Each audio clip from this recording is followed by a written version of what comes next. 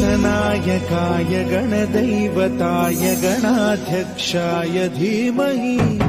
गुणशरीराय गुणमण्डिताय गुणेशानाय धीमहि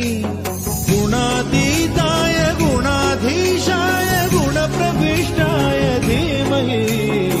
एकदन्ताय वक्रतुण्डाय गौरीतनयाय धीमहि